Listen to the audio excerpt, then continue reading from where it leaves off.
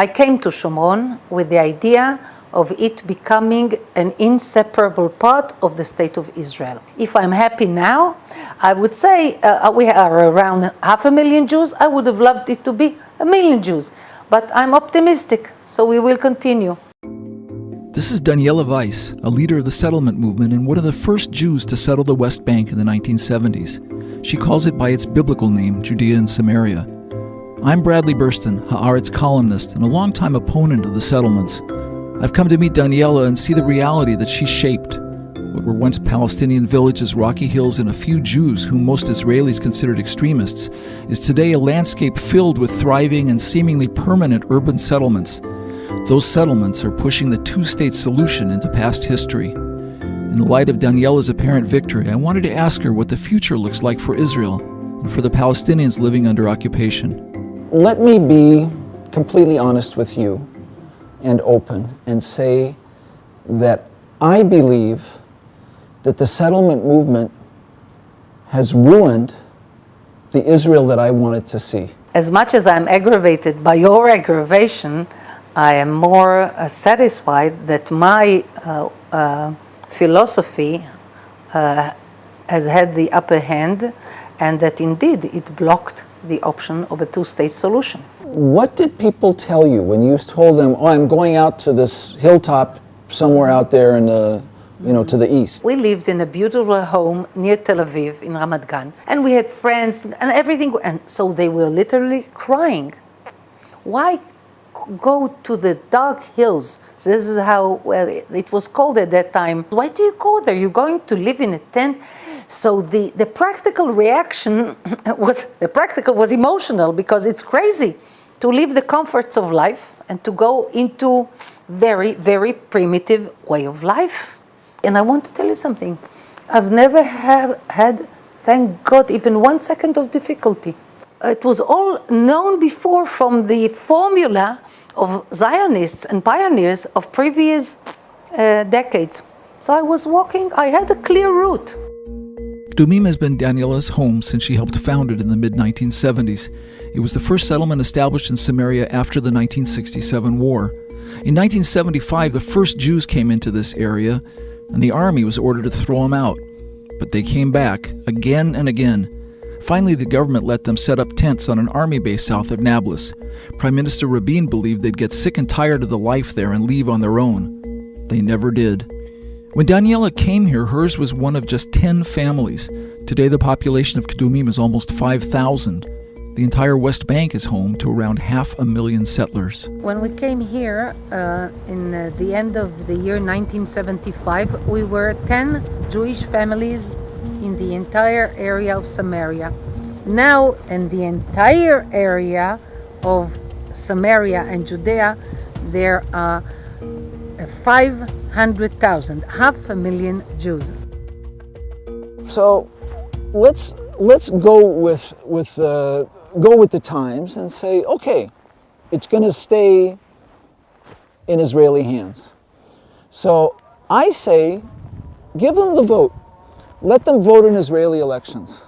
The land of Israel is only for the Jewish nation as far as sovereignty is concerned.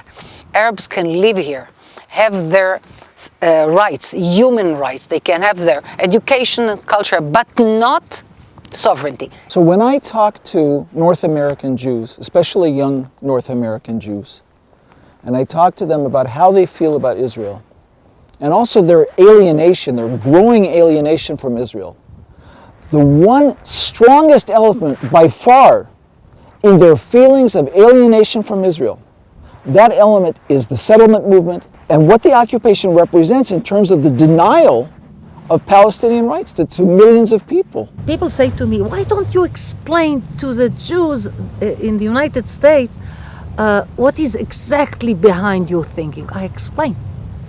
But I'm laughing because the right word for it, you have to brainwash all the time. You have to say, to explain it, to live it, to cope with it.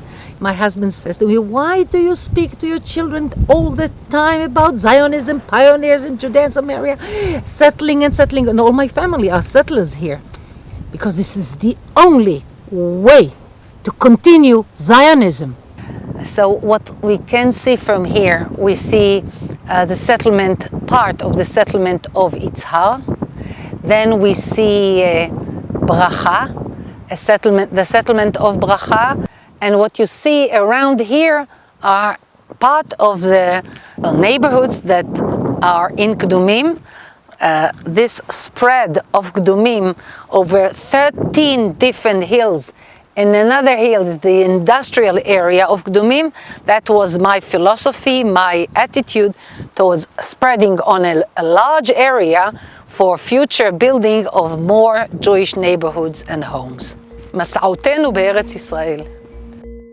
From there we drove to the outpost of Chavat Gilad, which in Hebrew means Gilad's farm. Daniela was one of the first to establish the illegal outpost in 2002, shortly after the terrorist murder of Gilad Zar. כשהייתי ראש מועצה, ואז נרצח גלעד, הבן של משה זר, אז משה ביקש ממני שאני אעזור להקים חווה על שמו. ואז עשיתי ברוכים הבאים לחוות גלעד. והנה כאן מכשירים כבר את השטח לבנייה חדשה. Residents of the settlements have repeatedly attacked Israeli forces who came to expel them. The outpost is also infamous for violent incidents with Palestinians from the surrounding villages. Last year, after the rabbi of Chavat Gilad was killed, the government said it would act to legalize the outpost retroactively. עד איפה בונים? עד ה... לא, אבל עד החצר של הפלסטיני האחרון? איך מחליטים? לא, אדוני... לא, אני שואל. נקבע פגישה, אני אסביר לך, בדיוק שאל אותי את זה ישראלי במכינה, אמרתי לו, בונה מי שיש לו אומץ. אם יש לך אומץ ללכת שם על הגבעה, אתה יכול לבנות שם. What happens? How do you react when you hear those words, two-state solution? First of all, I know it will not happen. If we analyze it politically and practically, we see here hundreds of thousands of Jews. We see even in the eastern neighborhoods of Jerusalem, 300,000 Jews in the areas that were liberated in the Six-Day War.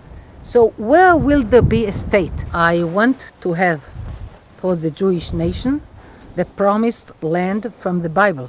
From the Euphrates Yes. to the Nile. And I'm sure it will be. And what about southern Lebanon? If it is part of it, all of it. Even parts of Syria, part of Iraq, part of Iran. It's huge. You think you have any way of convincing people that that would be a good idea? I convince many. Many people believe in it. I don't see anything anything extreme in my approach. It's the basic Jewish approach. I wish I shared your feeling about the future. I am worried. I can tell you that I am worried that this is the place which will result in the end of Israel. Oh no, Yeah. This is the future of Israel. On my way back home, I couldn't help but wonder, was it the West Bank I was leaving, or was it the Israel of the future? A state of permanent occupation, eternal apartheid for the Palestinians, a privileged, rabbinically dominated suburbia for the Jews.